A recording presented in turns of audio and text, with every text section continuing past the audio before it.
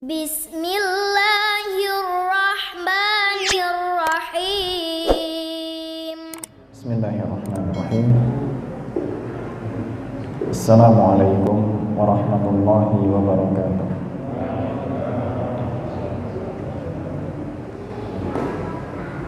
Innal hamdalillah nahmaduhu wa nasta'inuhu wa nastaghfiruh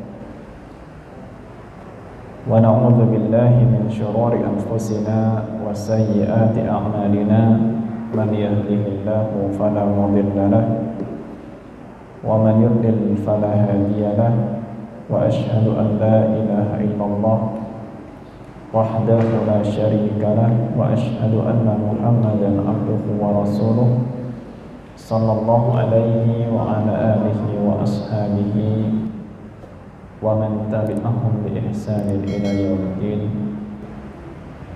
wa sallama tasliman katsiran amma ba'd. Hadirin serta hadirat muslimin dan muslimat rahimani wa rahimakumullah. Alhamdulillah, kita panjatkan puji dan syukur atas kehadirat Allah Subhanahu wa taala.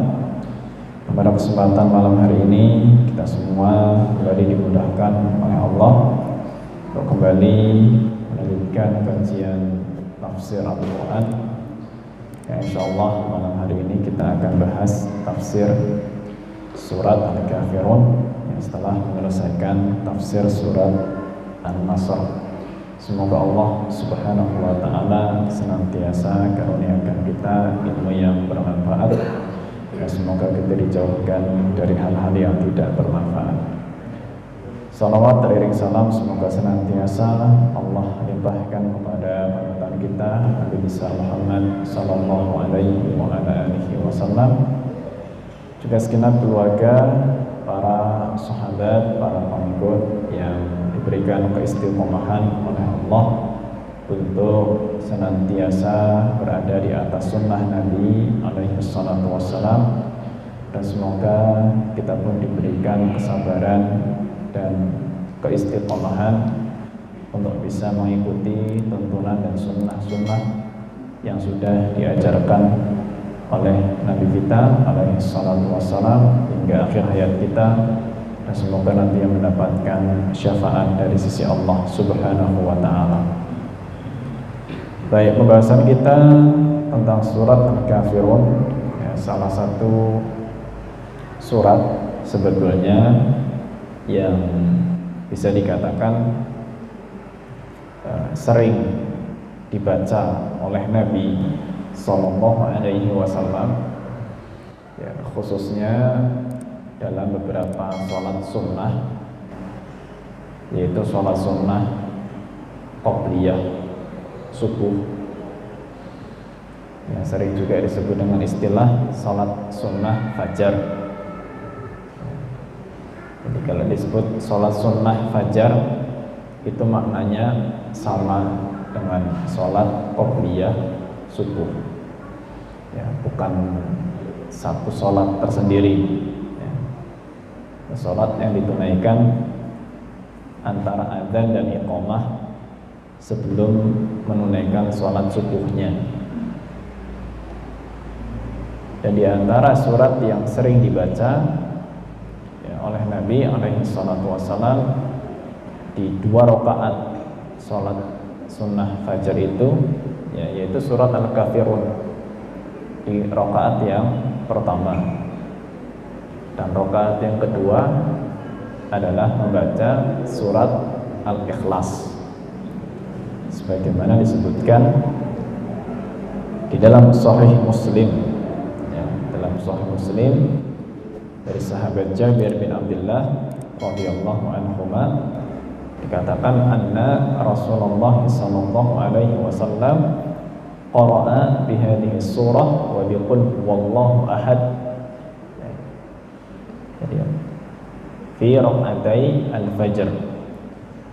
Di Nabi alaihi salatu wasallam membaca surat Al-Kafirun, ya, surat ini surat Al-Kafirun dan surat qul huwallahu ahad di 2 rakaat salat fajar. yaitu sholat qobliyah subuh, yang keutamaannya juga disebutkan dalam Sahih Muslim ya, bahwa rakaat al-fajri khairun minad dunya wa ma fiha ya. 2 rakaat sholat sunnah fajar itu qobliyah subuh pahalanya itu lebih baik daripada dunia dan seisinya ya. Itu keutamaannya sholat sunnah fajar, dan di dalamnya Nabi sering membaca, sering, tidak selalu, tapi dikatakan sering membaca surat Al-Kafirun dan surat Al-Ikhlas. Demikian juga disebutkan dalam hadis riwayat Imam Ahmad ya, di antara sholat sunnah yang Nabi alaihi salatu wasallam sering membaca surat Al-Kafirun ini adalah sholat sunnah ba'diyah maghrib ya. Jadi pasangan antara surat Al-Kafirun dengan surat Al-Ikhlas itu sering dibaca oleh Nabi alaihi salatu wasallam ketika sholat qobliyah subuh atau sholat ba'diyah maghrib ya.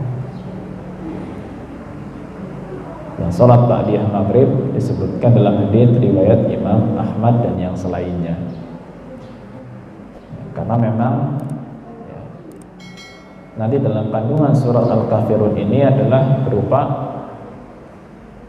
penegasan ya, penegasan dari Allah Subhanahu wa ta'ala kepada kaum muslimin untuk apa? Untuk benar-benar berlepas diri. Diperintahkan oleh Allah Subhanahu wa ta'ala untuk berlepas diri dari semua perkara, segala hal yang berbau kemusyrikan maupun berbau kekufuran. Jadi membersihkan diri 100%, tidak coba-coba, tidak sekalipun mencicipi ya, hal-hal yang berkaitan dengan kemusyrikan dan kekufuran. Jadi surat Al-Kafirun ini ya, turun ya, ketika Nabi SAW itu masih tinggal di Mekah, ya, masih tinggal di Mekah di awal-awal dakwah beliau, ya. Dan ada sebab turunnya, disebutkan ada sebab turunnya surat Al-Kafirun. Ya, sebab turunnya apa? Disebutkan dalam beberapa riwayat, diantaranya diriwayatkan oleh Imam Ibnu Abi Hatim dalam tafsirnya, juga oleh Imam At-Tabari ya, dalam tafsirnya juga, dan oleh Imam At-Tabrani dalam kitabnya Al-Mu'jamul Kabir, dari sahabat Abdullah bin Abbas radhiyallahu anhuma menceritakan anna Quraisyan wa'adu Rasulullah sallallahu alaihi wasallam an yu'tuhu malan fayakunu aghna rajuli Makkah wa yuzawwijuhu ma arada minan nisa. Jadi Ibnu Abbas menceritakan bahwa orang-orang Quraisy itu menjanjikan Nabi alaihi salatu wasallam untuk diberi harta sebanyak-banyaknya sehingga nantinya Nabi alaihi salatu wasallam bisa menjadi orang terkaya di Mekah, dan mereka siap menikahkan Nabi alaihi salatu wasallam dengan wanita manapun yang beliau kehendaki. Itu iming-iming dari orang-orang Quraisy. Ya, kenapa? Karena saat itu mereka bingung. Ya, orang-orang Quraisy itu bingung bagaimana cara menghadapi sosok yang baru muncul yang bernama Muhammad alaihi salatu wasallam. Yang sosok ini di kalangan mereka itu anak muda, ya, termasuk anak muda. Meskipun diutus sebagai nabi dan rasul itu di usia 40 tahun, tapi belum menjadi sesepuh. kemudian membawa agama baru menurut mereka, ya, agama Islam ini asing. Awalnya asing, nggak kenal orang itu agama Islam,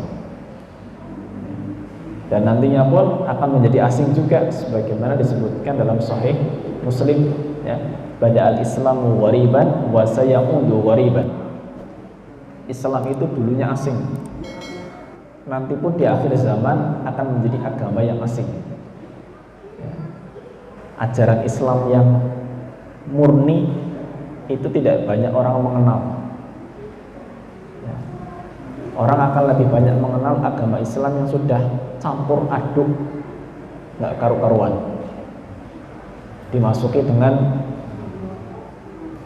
ra'yu itu pendapat-pendapat manusia dengan penafsiran sesuai dengan hawa nafsunya sendiri. Nah, Islam dulu asing. Orang-orang ini nggak suka ketika ada sosok mengaku nabi, mengaku rasul, bawa agama baru, mendakwahkan, ya, bahkan sampai ada yang jadi pengikut. Maka saat itu orang-orang berpikir,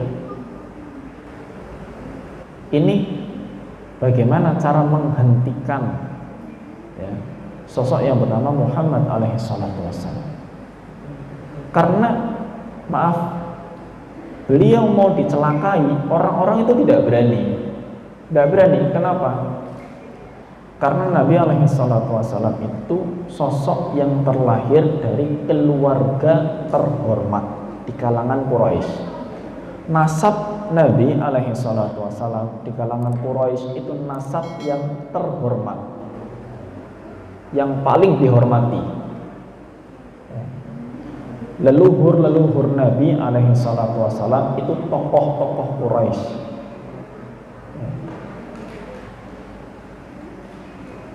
Ada kakeknya Abdul Muttalib, sosok yang dikenal menemukan sumur Zam-Zam setelah sekian lama terkubur. Ya. Ada leluhurnya lagi yang namanya Abdul Manaf, dikenal sebagai pembesarnya Quraisy.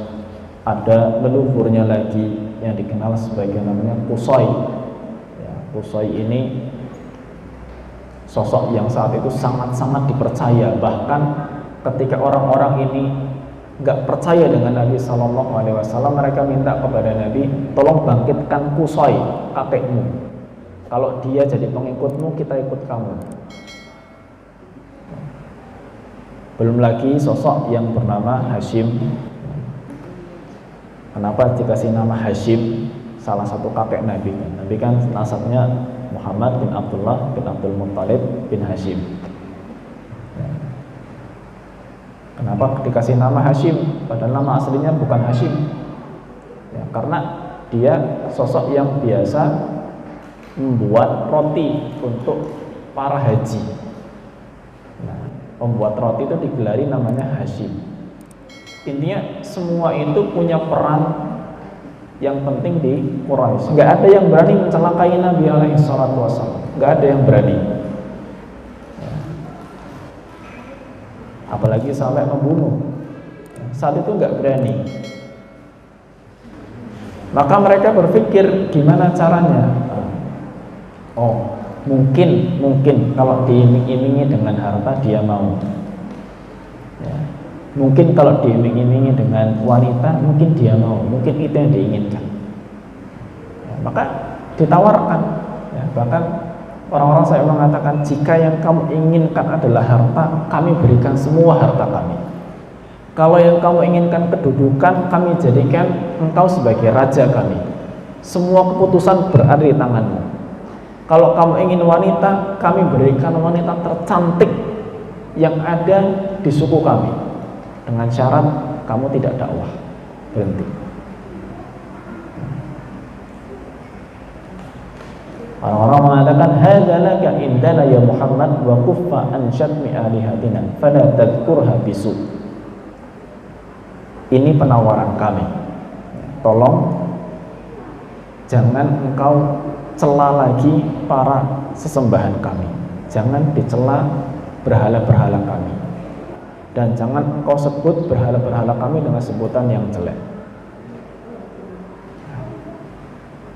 Fa in lam taf'al fa inna ridha 'alaika khaslatan wahidah. Kalau ternyata penawaran kami semua itu kamu tolak, kamu nggak mau, ya, harta nggak mau, wanita nggak mau, tahta nggak mau, kami punya penawaran terakhir, satu penawaran terakhir. Apa penawarannya? Fahiyalaka walana fiha shalah. Kemungkinan dalam penawaran ini ada kebaikan untuk kita berdua, kata mereka, kata orang-orang Quraisy. Ya, pokoknya di sini kita yang adil aja. Ya. Kata mereka, mungkin ini yang adil. Apa itu? Nabi bertanya, mahya, apa penawarannya? Qalu ta'budu alihatana sanah Allata wal Uzza wa na'budu ilahaka sanah. Gini aja, kamu wahai Muhammad sembah berhala kami, ya, Lata dan Uzza setahun saja, setahun, ya, dan kami menyembah Tuhanmu setahun, ya, nggak apa-apa, ibaratnya kita ikut, ya, apa yang kau dakwahkan, tapi setahun, gantinya kamu ikut juga dengan agama kita setahun. Ya, penawarannya begitu. Apa jawaban Nabi alaihi salatu wassalam? Qala hatta anzura ma ya'ti min indi rabbi. Saya menunggu apa yang datang dari Tuhan saya, menunggu wahyu dari Allah Subhanahu wa ta'ala. Beliau enggak kemudian menolak atau mengiyakan, tapi menunggu keputusan Allah Subhanahu wa ta'ala. Dan ini adab juga bagi kita, ya, ketika kita tidak tahu permasalahan agama, ya, hendaklah kita nuwun sewu, tidak asal bicara, kecuali kita tahu asal muasal, ya, hukum tersebut, asal muasal amalan tersebut dari mana, ya, jelas misalkan disebutkan dalam Al-Quran atau hadis misalnya, maka silahkan sampaikan. Kalau nggak tahu, ya sampaikan tidak tahu. Ya, Nabi pun nggak bisa menentukan. Saya tunggu keputusan Allah. Maka faja'al wahyu minal lauhil mahfuz. Datanglah wahyu dari lauhul mahfuz. Qul ya ayyuhal kafirun. Turunlah surat Al-Kafirun ini, ya, 6 ayat. Allah Subhanahu wa ta'ala berfirman, Qul ya ayyuhal kafirun. Katakanlah wahai Muhammad, ya, kepada orang-orang kafir itu, wahai orang-orang kafir, la a'budu ma ta'budun. Saya tidak akan menyembah apa yang kalian sembah, ya, tidak akan menyembah apa yang kalian sembah. Wala antum abiduna ma a'bud. Dan kalian juga tidak akan menyembah apa yang saya sembah. Wala ana abidum ma abadtum. Kemudian ditegaskan lagi, dan saya tidak jadi penyembah, ya, apa yang kalian sembah, ya. Wala antum abiduna ma a'bud. Ya, dan kalian tidak akan menyembah apa yang saya sembah. Ya. Lakum dinukum waliyadin. Bagi kalian itu agama kalian, bagi saya agama saya. Kita nggak bisa campur aduk, nggak bisa saling coba. Ya. Dan di sini memang ada ayat yang diulang, ya, ada ayat yang diulang, ayat yang ketiga dan ayat yang kelima. Adapun ayat yang kedua dan ayat yang keempat, meskipun redaksinya tidak mirip, tapi juga ada pengulangan makna di situ. Ya. Intinya, pertama Nabi menegaskan saya tidak akan menyembah apa yang kalian sembah. Kemudian mengatakan kalian juga tidak akan menyembah sesembahan saya. Diulang lagi, saya tidak akan menyembah apa yang kalian sembah, dan kalian bukan penyembah apa yang saya sembah. Jadi di sini para ulama menjelaskan ya, kalau ada ayat-ayat yang berulang seperti itu, karena kan ada ya, di Al-Quran kan ada ayat-ayat yang berulang. Coba surat Ar-Rahman, berapa kali diulang? Fabi ayyi ala'i rabbikuma tukadziban? Berapa? 31. Masya Allah. Dalam surat Al-Qamar juga ada ayat-ayat yang diulang ya.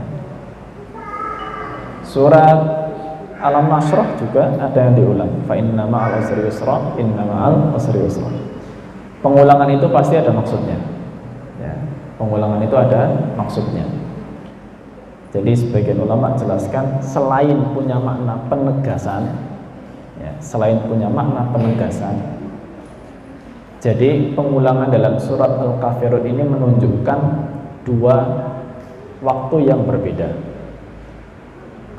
Ketika Nabi alaihi salatu wasallam, ketika Allah Subhanahu wa taala berfirman, ya, la a'budu ma ta'budun wa la antum 'abiduna ma a'bud. Ya, ketika menegaskan bahwa saya tidak menyembah apa yang kalian sembah dan kalian bukan penyembah apa yang saya sembah.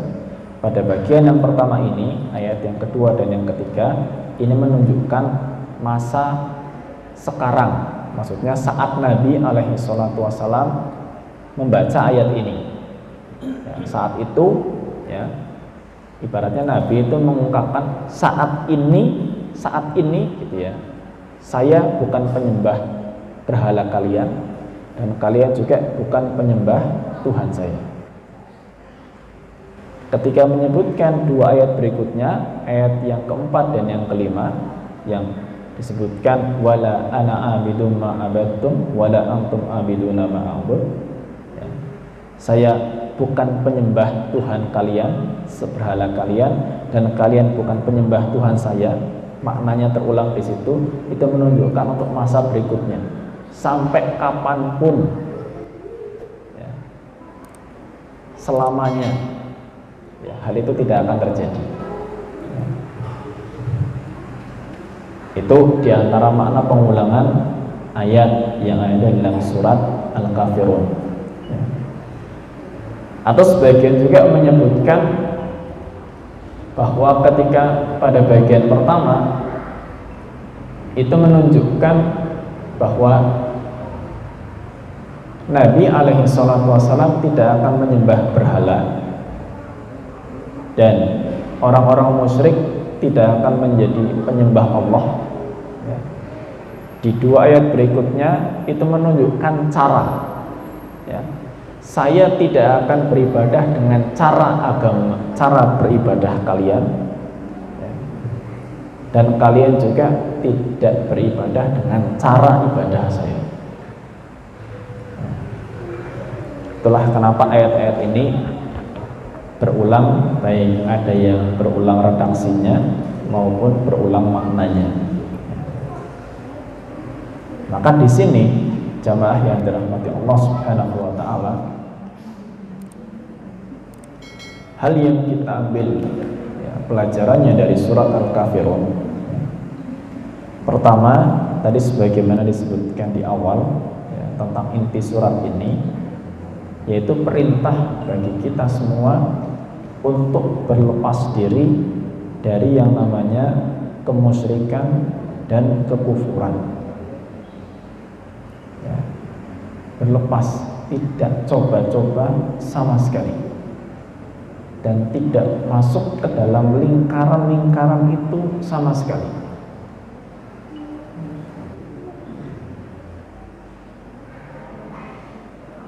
Karena yang namanya coba-coba ya, itu resikonya besar ya. Coba-coba dalam lingkaran-lingkaran kemusyrikan itu resikonya besar ya. Kadang ada yang suka coba-coba ya, karena ketidaktahuannya coba-coba ya. Misalnya contoh, coba-coba baca-baca buku ramalan, nah, penasaran nih ya. Oh ada, atau mungkin kadang-kadang kamu ada orang pintar meramal, pengen lah coba-coba saya diramal kayak apa gitu. Coba-coba. Ini coba-coba yang berbahaya ini. Disebutkan dalam hadis riwayat Imam Muslim, man ata arrafan aw kahilan fasa'alahu lam tuqbal lahu salatun arba'ina lailah. Barang siapa mendatangi dukun atau tukang ramal dengan berbagai macam penampilan pada hari ini, ya, dukun, tukang ramal, kemudian bertanya, cuma tanya toh, hanya sekedar tanya, iseng-iseng tanya. Ya. Kalau bahasa anak zaman sekarang, kepo, ya, kepengen tahu banget. Ya. Jadi ingin coba-coba, iseng-iseng tanya kepada dukun, tukang ramal dengan berbagai macam gelarnya pada hari ini, lam tuqbal lahu salatun arba'ina lailah. Salatnya tidak diterima selama 40 hari. Salat enggak diterima 40 hari. Cuma tanya kok. Ya. Coba dong saya di ramal, kira-kira saya nikahnya kapan? Misalnya diterawang, ya, dengan berbagai macam metodenya, ya. Dan terkadang subhanallah hal seperti itu menjadi sesuatu yang dianggap lumrah, ya, oleh sebagian orang, ya. Saya ingat kejadian dahulu sekolah SMP, ya, SMP. Ada peristiwa, kejadian, ceritanya seorang siswa kehilangan uang dalam jumlah yang besar, dan uang itu bukan uang pribadi, itu uang mungkin bisa dikatakan iuran, ya. Bukan uang pribadi ini, uang sekolah, uang iuran, uang kelas, jumlah yang cukup besar. Diperkarakan, ya, wah kehilangan uang jumlah sekian. Siapa pelakunya nggak ketemu, ya, dicari pelakunya nggak ketemu, susah. Terus apa yang dilakukan oleh sebagian guru? Ayo cari orang pintar untuk menerawang siapa sebetulnya yang curi uang itu. Gak lama kemudian bermunculan isu ini dan itu. Oh, gak disebutkan orangnya, enggak, cuma disebutkan cirinya gitu. Wah, orangnya anaknya cirinya begini, rambutnya seperti ini, perawakannya seperti ini. Hanya gitu saja, ya. Bertanya seperti itu, ya, tentang barang hilang, peristiwa cari pelaku, itu sama dengan mendatangi dukun dan tukang ramal, ya. Hanya bertanya begitu saja, terlepas percaya atau tidak percaya, hanya penasaran saja, itu sudah cukup menjadikan sholatnya tidak diterima selama 40 hari 40 malam. Ya, kadang-kadang karena tidak menyadari, ya, dorongan-dorongan itu muncul untuk datang. Dulu juga salah seorang dosen saya cerita, ya, konon keponakannya putri, keponakan perempuan, ya, ada orang mendatangi kemudian menerawang ceritanya, Mbak, ya, jenengan itu sudah nggak perawan. Nah, kaget tuh, saya nggak pernah ngapa-ngapain kok dituduh nggak perawan. Saya sudah bisa menerawang Anda itu sudah nggak perawan. Kalau jenengan ingin dikembalikan lagi, silahkan datang ke rumah saya.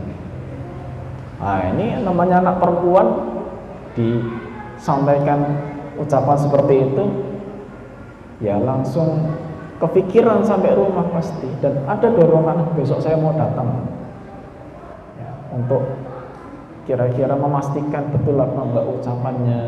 Kalau betul ya ingin dikembalikan kondisinya. Itu dosen saya memang sudah marah luar biasa. Jangan sekalipun datang, nggak usah dipercaya, tinggal. Itu jebakan-jebakan setan seperti itu untuk kita masuk ke dalam lingkaran-lingkaran kemusyrikan sebetulnya. Dibuat penasaran, ya akhirnya datang. Apalagi hari ini, ya insya Allah, mohon maaf, yang namanya dunia seperti itu sudah masuk ke media sosial, ya, dengan berbagai macam penampilan, berbagai macam metode, ya. Disebutkan mbah siapa, meramal seperti ini, meramal seperti itu, di headline news itu, di berita-berita muncul ramalan ini, ramalan itu. Kalau muncul berita seperti itu, jangan sekali-kali dibuka. Muncul, misalkan kita buka handphone nih, buka nih, Mbah Google. Nah, terus ada biasanya kan berita-berita muncul, Mbah Fulan meramalkan tahun 2022 akan seperti ini. Jangan sekali-kali diklik kemudian dibaca. Tinggalkan yang seperti itu. Gak usah penasaran sama sekali. Jangan sekali-kali masuk dalam lingkaran-lingkaran seperti itu. Itu sangat berbahaya. Adalah ramalan-ramalan bintang zodiak, ya, anak-anak terutama. Kadang-kadang anak-anak itu belum mengerti, tapi kalau yang sudah balik ini harus diperingatkan, ya, sudah balik harus diperingat. Cuma memang kadang-kadang cocok, ya. Nah, saya sekali waktu pernah seperti ini, nggak sengaja, bukan saya yang sedang cari ramalan, enggak. Qadarullah pada hari itu adik saya sakit gigi.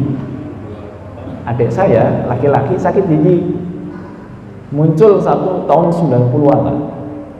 Muncul di TV itu memang ada ketika itu rubrik-rubrik berupa ramalan-ramalan zodiak seperti itu. Nah, saat masuk ke dalam zodiak adik saya, disebutkan ramalannya apa? Disebutkan di situ untuk zodiak bintang ini rajin-rajinlah gosok gigi. Pas adik saya lagi sakit gigi, cocok banget. Lah, kalau pas lagi cocok begitu, gimana orang nggak tergoda? Bener ya. Akhirnya besok coba lagi di majalah-majalah. Ya. Akhirnya semakin banyak baca, semakin banyak percaya, jatuhlah dia ke dalam hal-hal kemusyrikan. Maka yang seperti itu kita harus lepaskan 100%, nggak perlu ada rasa penasaran sama sekali, ya. Tidak perlu ada rasa penasaran sama sekali, ya. Itu diantara contohnya, ya. Diantara contohnya supaya kita melepaskan diri dari hal-hal yang berbau kemusyrikan dan kekufuran. Ya, termasuk di dalamnya juga kita itu, ya, jangan sampai ada unsur tolong menolong dalam hal-hal yang seperti itu. Unsur tolong menolong, ya, meskipun mungkin kita tidak senang dengan apa yang kita tolong di situ, ya. Nah, karena kita nggak senang, ya tidak usah kita tolong sebetulnya, ya. Ya, mohon maaf, contoh misalnya pedagang, ya, dia harus pilih barang dagangan yang sekiranya menyelamatkan dia di hadapan Allah Subhanahu wa Ta'ala. Ya, ketika misalkan nanti datang masa-masanya hari raya non-muslim, mereka punya atribut, mereka punya aksesoris, ya. Mungkin di masa-masa itu atribut mereka, aksesoris mereka akan laris kalau dijual, ya, akan laris, betul. Tapi sebagai seorang muslim, ya, tidak membantu hal yang demikian. Jangan mengatakan saya cuma jualan aja kok. Ya, tapi yang Anda jual itu sesuatu yang membantu orang lain untuk melakukan perbuatan kekufuran, perbuatan dosa, ya. Sama kayak orang jualan khamr, minuman keras, ya. maaf, orang jualan, maaf ya, CD-CD kaset film yang tidak layak tonton, sama dengan itu, karena pada akhirnya hal itu digunakan untuk dosa, apalagi kalau dosanya dosa kekufuran. Jadi tidak masuk dalam lingkaran yang seperti itu sama sekali.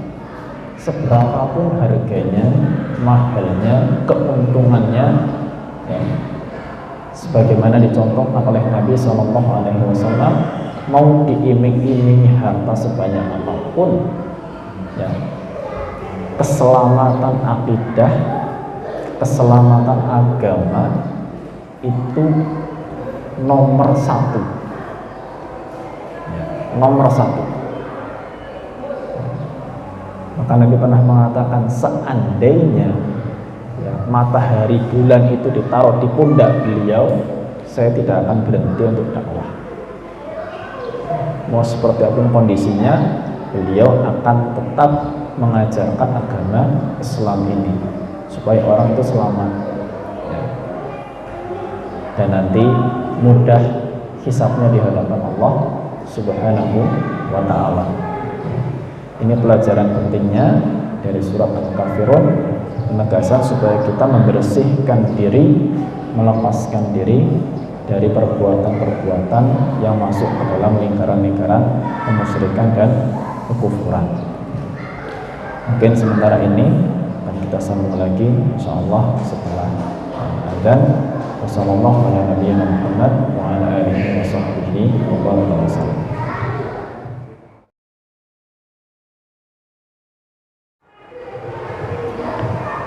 Bismillahirrahmanirrahim.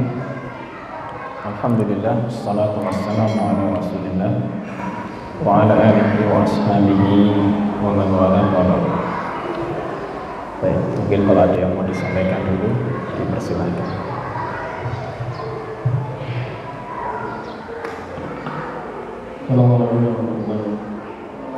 Waalaikumsalam warahmatullahi wabarakatuh.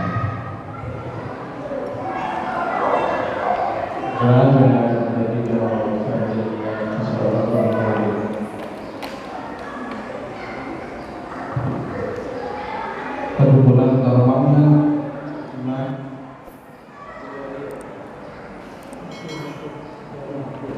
halo 40 hari. Ketika orang tersebut sudah tahu diterima atau bagaimana, itu mungkin yang 40 hari itu ketika dia sudah tobat, dia sholat sia-sia dan itu dimaksanya begitu. Baik, tentang orang yang sholatnya tidak diterima selama 40 hari 40 malam tadi, itu dalam kondisi ketika dia tidak bertobat, ya, ketika dia tidak tobat, maka sholatnya selama 40 hari 40 malam tidak diterima oleh Allah Subhanahu wa ta'ala. Kalau setelah misalkan ya, dia pernah melakukan perbuatan yang kita contohkan tadi, misalkan mendatangi dukun, tukang ramal, kemudian sebelum 40 hari kok dia sudah bertobat, ya, menyesali perbuatannya, minta ampun kepada Allah, janji tidak akan mengulanginya lagi, ya, dia diampuni oleh Allah, dan setelah itu sholatnya diterima kembali sekalipun belum melewati 40 hari, ya. Belum melewati seminggu kok tobat, ya udah seterusnya sholatnya kembali diterima oleh Allah Subhanahu wa ta'ala. Itu seperti itu. Allahu a'lam bishawab. Karena Nabi alaihi salatu wasallam bersabda, at-taibu minadz-dzanbi kama la dzanba lahu. Orang yang taubat dari sebuah dosa, maka seperti orang yang tidak berdosa. Ya, jadi dosanya hilang seperti itu.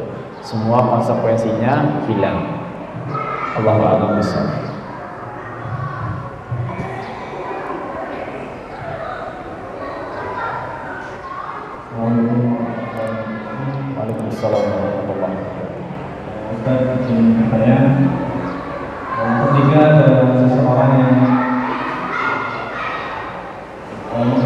misalnya ada teman yang kesurupan gitu ya. Kesurupan. Ya. Kemudian karena ketidaktahuannya malah mengantarkan perukian yang bukan perukian kaki. Nah, itu apakah berdosa? Kemudian bagi orang teman yang mengangkat itu ke tempat tersebut, apakah itu dosa? Ya. Demikian. Waalaikumsalam warahmatullahi wabarakatuh. Ya, semua itu kalau memang berdasarkan ketidaktahuan, ya, karena ketidaktahuan, ya tentu nggak dosa. Ya, karena hal-hal yang didasarkan karena kebodohan dan ketidaktahuan itu tidak dipandang dosa. Kecuali kalau dia sudah tahu bahwa pengobatan ini atau mungkin ruqyah ini atau metode ini bukan metode yang syar'i, tapi kok diterjang tetap dilakukan, ya, maka itu dosa. Tapi kalau memang tidak tahu, baik yang mengantar nggak tahu, atau mungkin yang kesurupan itu sendiri juga nggak tahu juga, nggak ada masalah, dalam artian nggak dosa. Ya. Kalau misalkan yang sakit tidak tahu, tapi yang ngantar tahu, maka tugasnya yang ngantar masih tahu, jangan ke sana. Ya. Ini memang salah satu hal yang perlu kita waspadai juga, ya, tentang masalah pengobatan itu. Ya, karena hal-hal yang instan, yaitu memang biasanya sangat menggiurkan. Pengobatan instan, ya, itu sangat menggiurkan. Tapi kita harus periksa itu menggunakan metode yang benar atau tidak. Tapi ya intinya kalau memang nggak tahu maka tidak berdosa. Yang penting kalau sudah tahu tidak diulangi lagi. Allahu a'lam bishawab.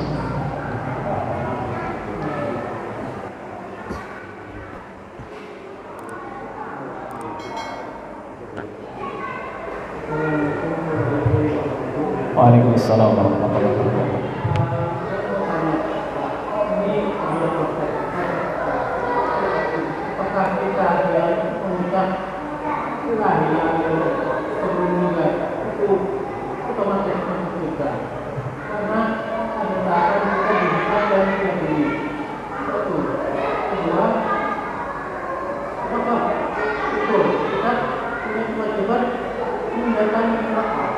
Mendatangi apa?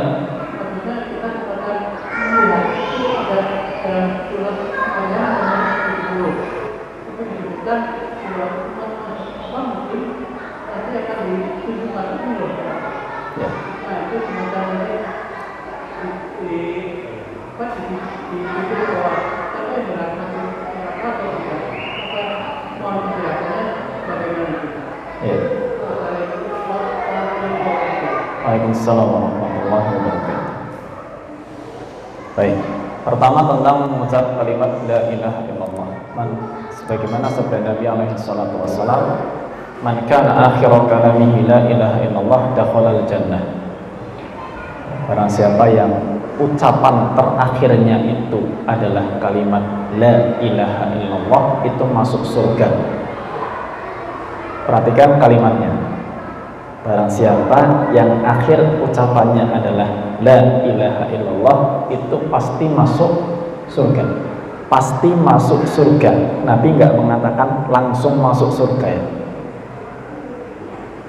Pasti masuk surga, tapi nggak mengatakan langsung masuk surga. Jaminan masuk surganya ada, pasti. Tapi langsungnya belum tentu. Ya. Ini perlu dipahami di sini. Langsungnya belum tentu. Satu. Kedua, tidak semua orang dimudahkan oleh Allah Subhanahu wa ta'ala mengucapkan kalimat la ilaha illallah, ya. Seolah-olah itu mudah, ringan, tapi itu khusus bagi yang dimudahkan oleh Allah Azza wa Jalla, ya. Jadi memang tadi terkait dengan pertanyaan yang kedua, wa in kuntum illa wariduha, Setiap kalian itu pasti melewatinya, kata Allah. Melewati apa? Melewati neraka itu. Setiap kalian pasti melewati, pasti lihat. Baik yang langsung masuk surga maupun yang masuk neraka dulu, semuanya pasti lihat neraka. Karena Allah sudah berfirman demikian, wa in kuntum illa wariduha. Setiap kalian pasti melewati itu. Karena mau tidak mau jembatan as-sirat itu terbentang di atas neraka jahanam. Ya. Karena mbak di situ, ya, itu kan disebutkan oleh Nabi Shallallahu Alaihi Wasallam, ya, akan ada yang berjalan secepat kilat, ada yang seperti angin, ada yang menaiki kuda cepat, ya, ada yang berjalan kaki, ada yang lari, ada yang jalan kaki, ada yang merangkak, dan jembatan itu ada besi-besi pengaitnya. Ada yang kepleset, kecantol, jatuh. Ya. Disebutkan dalam hadis riwayat Bukhari dan yang selainnya, proses bagaimana hamba Allah itu melewati jembatan tersebut. Ya. Jadi memang akan menyaksikan semuanya, ya, menyaksikan semuanya. Dan Allah juga sudah berfirman, la tarawunnal jahim. Kalian pasti akan melihat neraka jahim itu kayak apa. Semuanya akan lihat seperti itu.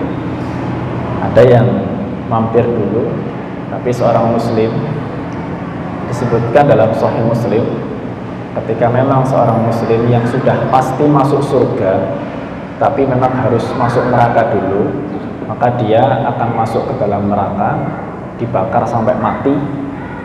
Setelah mati kemudian diambil oleh Allah Subhanahu wa taala, dimasukkan ke dalam sebuah sungai, ya, sampai kembali pulih seperti semula, baik, kemudian masuk ke dalam surga. Adapun orang yang memang tempatnya kekal di neraka, ya, maka Allah sebutkan kullama nadijat juluduhum baddalnahum juludan ghairaha liyadhuqul adab. Setiap kali terbakar, hangus, Allah ganti dengan kulit yang baru, bakar lagi, hangus lagi, ganti dengan yang baru, bakar lagi, hangus, seperti terus. Itu yang kekal di neraka seperti itu. Muslim tidak, dibakar, hangus, mati, Allah ambil, Allah celupkan dalam sungai dekat surga, dibangkitkan, masuk surga. Seperti itu. Allahu a'lam bishawab. Mungkin cukup? Satu lagi? Ada? Ada?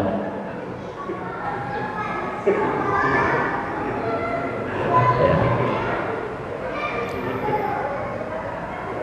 Baik, ya kalau sudah cukup, ya, mungkin kita akhiri. Semoga Allah Subhanahu wa taala berkahi ilmu kita. Kurang lebihnya mohon maaf. Wassallallahu ala nabiyyina Muhammad wa ala alihi wa sahbihi wa baraka wa sallam. Wa akhiru da'wana alhamdulillahi rabbil alamin. Subhanakallahumma wa bihamdika asyhadu an la ilaha illa anta astaghfiruka wa atubu ilaik. Billahi taufiq wal hidayah. Assalamualaikum warahmatullahi wabarakatuh.